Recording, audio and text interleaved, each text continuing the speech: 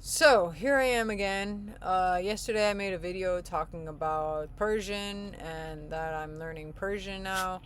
And, that's my dog. I'm learning Persian now, and Punjabi came up a few times, and I said that I would make a separate video talking about those issues. Because basically, my challenges with Punjabi led me to want to bring Persian into my life.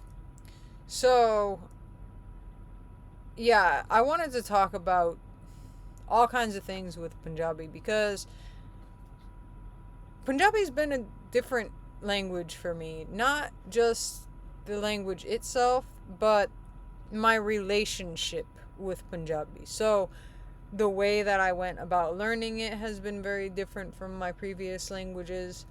Uh, the, the the issues that I've had with it have been very different because I've never really experienced these types of things in other languages.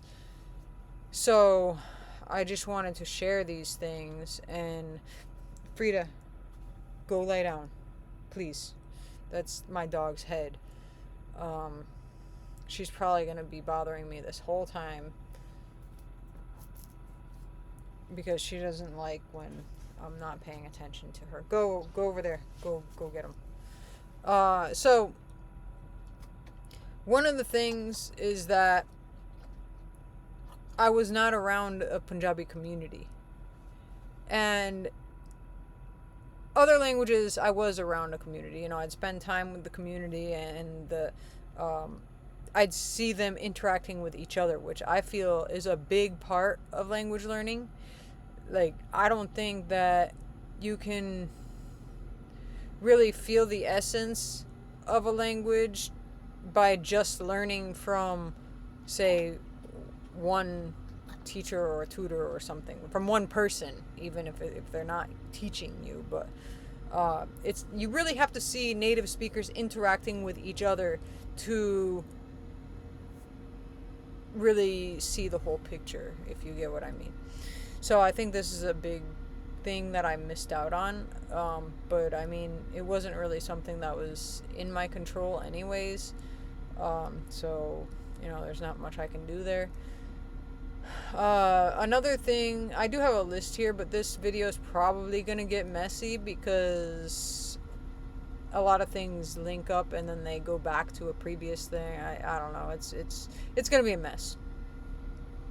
So, one of my things was not speaking early. So the way I went about learning Punjabi was very different compared to past languages. Like I said, I wasn't around a community, so it's not like I was able to get a lot of opportunity to speak.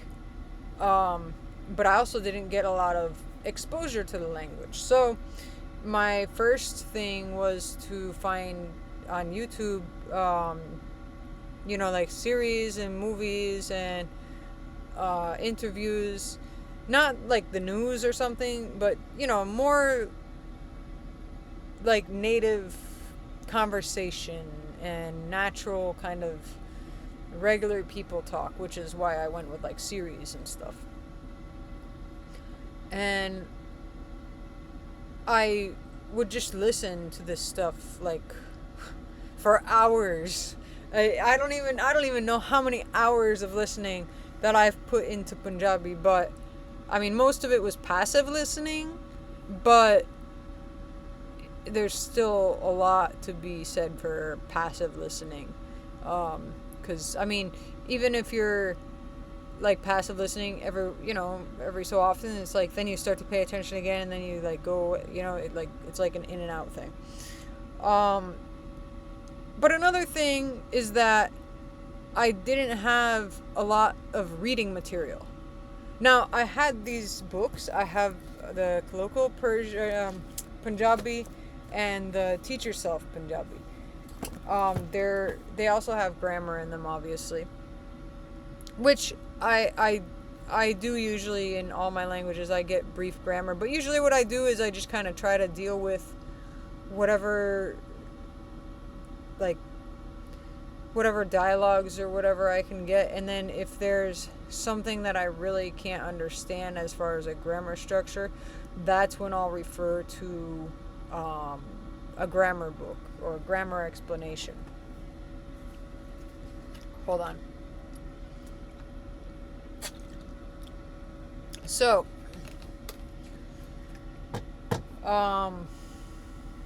yeah, not reading.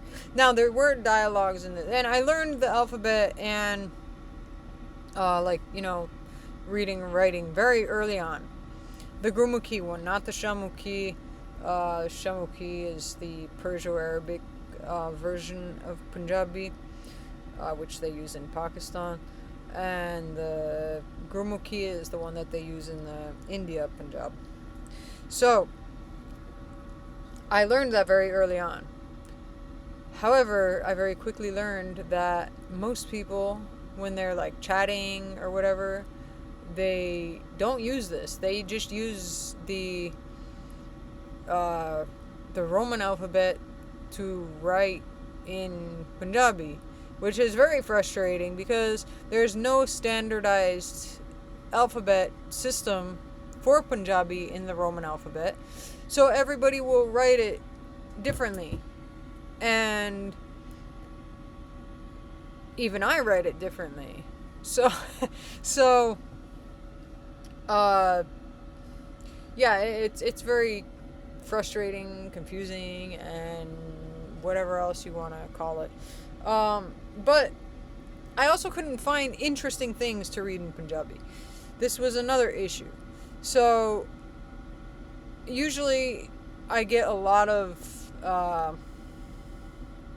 say, like vocabulary, and I usually can understand things better. The more that I read things, it helps me a lot with comprehension.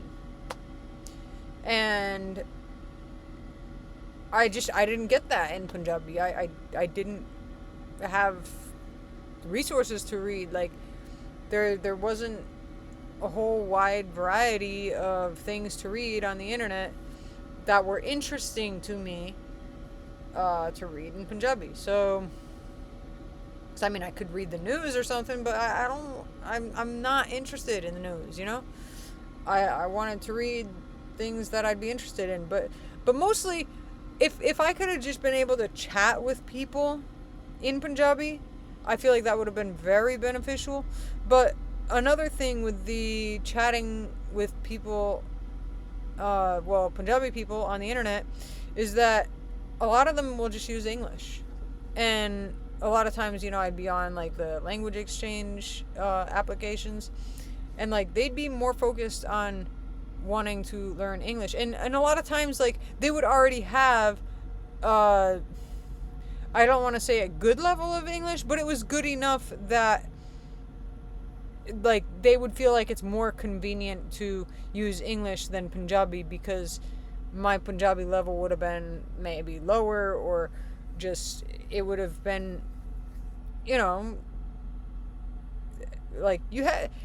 The thing is, like, sometimes I've noticed this with different different situations. So some people are very patient with learners, and if you, for example, you're learning their language, if you can't think of the word, or you're trying to construct a sentence or something, there's those people that they'll help you in their own language to try to help you say what you're trying to say, because they're really trying to understand, and they'll ask you questions, and you can be like yes or no or whatever, and they won't just automatically switch to English, which I find I don't like when people switch automatically to English if they completely know. It's like, I'm trying to learn this language, and it's not an emergency situation that we need to switch to a language that everybody comprehends, like, I just need somebody to be patient. That's it. And I do have one italki tutor for Punjabi that he's very patient, and he doesn't switch to English right away either. But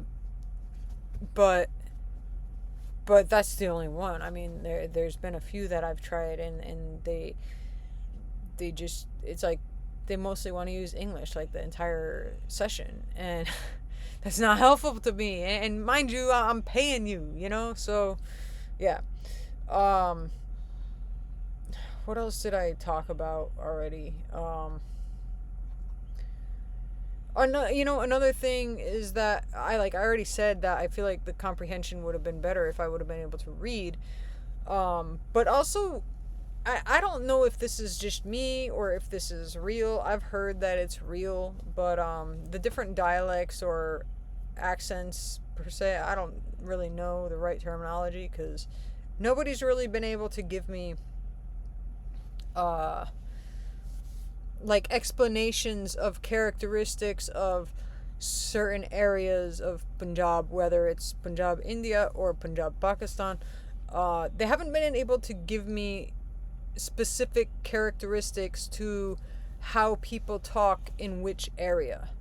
So, for example, in Turkish, most people can tell you the characteristics of, say, how people from Trabzon speak, or how people from Izmir speak, or they can usually give you a little hint on characteristics about that area. But I feel like nobody's really been able to give me that in Punjabi, and I feel like that would be really helpful because I feel like there's like different grammatical things. The way that they structure things in different areas is different than in others. And the books that I have obviously are like a standardized Punjabi, and I've never actually been around people that speak like a standard way of speaking. How do I explain this? So like the materials I learned for like Serbo-Croatian, which actually I had materials for Serbian, but I was mostly around people from Bosnia and Montenegro, which they speak different than the standard things. But I didn't have any issue understanding them, even though the materials that I had, like the books or whatever I had, even though I didn't complete the books or anything, I didn't have any issue with them, understanding them and stuff. And this goes back to, if I was around a Punjabi community, I don't think this would have been a huge issue. But I don't know. And so I still don't really know how big the differences are between the way that people talk in different parts or and whatnot. Like, I've heard of people talking about like vocabulary differences, but that's not enough. That's not enough to say, because there's other people that they'll be like, oh, but I'm from this area and we also say that, or whatever. It's not there's more to it. There's got to be more explanation for me to be able to, I guess, understand that. But again, I could be just wrong. It could all be in my head. I don't know. But some positive things is that I was able to complete the entire Duolingo course for Hindi just from learning Punjabi. So yeah, I mean, I can recognize a lot of Hindi words and understand, like, a lot of like basic stuff, I guess. Let's talk about where I am with Punjabi now, because I kind of feel like I've made it sound like I haven't made any progress. But no, like, I mean, I can't talk super well, but I can form like grammatically correct structures and talk and get my point across. But am I confident about it? No, I'm not. I'm not at all. There's other things, like in other languages, I felt very confident, like within 6 months of speaking. And again, I think this is because I haven't been around in situations that I had to speak Punjabi. Like, it's maybe happened once or twice, and not for a very long time. So, yeah. I don't know. It's just very frustrating because I feel like I should be much better at Punjabi at this point. Um, but yeah. So this is why I decided to bring Persian into my life. For one, because it gives me something to kind of sidetrack myself, and also it gives me kind of a how can I say, like, because well, now I kind of feel like my Persian is better than my Punjabi, honestly, because I can understand a lot more, and I've only been learning Persian for like 3 months, and I already feel like I can understand a lot more in Persian than Punjabi, and that's just almost embarrassing. So, so yeah, I decided that since and a lot of the words that I know from like Turkish or Punjabi, especially Punjabi, are the same in Persian. So that's another thing why I feel like I've probably excelled in Persian a lot faster. But still, there's no excuse. Like, I should be better at Punjabi by this time. But anyway, so what I was gonna say, I decided that I found some like books in Punjabi that they're not like translated books. They're not translated into Punjabi. So the language in them is kind of a bit more like natural. Also, the books that I found, I don't think that they were edited, or they're not from some type of company and tried to make it sound like better. They're just kind of regular people that write these stories. So I found these, and I've been going through one of them, and I think I'm on like page 29 or something. It's like a 50-page thing. And every day I read a page. Sometimes I'll do 2. It depends on how I feel that day. I read it out loud. And like, already I do kind of feel like when I do listen to like somebody speaking Punjabi, I feel like I am starting to understand a bit better. So I'm just going to keep doing that. Hopefully I can find more reading material, because like, at least that'll keep me interested. I'm so happy that this story, even though it's not really anything exciting, it is still keeping my interest. I don't know if it's because of how bad I feel in Punjabi. I mean, like, I feel like I should be better, and that's why I feel bad about it. I don't know if it's because of that's motivating me, or if it's that I'm actually interested in the story itself. But yeah, I don't know. I might have missed some things here in this video, but it's getting very long, and I kind of just wanted to vent about this stuff, because I've been holding it in for a very long time. And I might have missed some things, like I just said, but if I did, and if there's anything major, then I guess I'll make another video. Otherwise, this will be it for now. I'm gonna give it a few like months with the reading, and see, because I mean, I've already gotten plenty of like audio input in Punjabi. If I can just get more of a visual structure of the way things are spoken, this will help me immensely. And that's what I think. I could be wrong though. I don't know.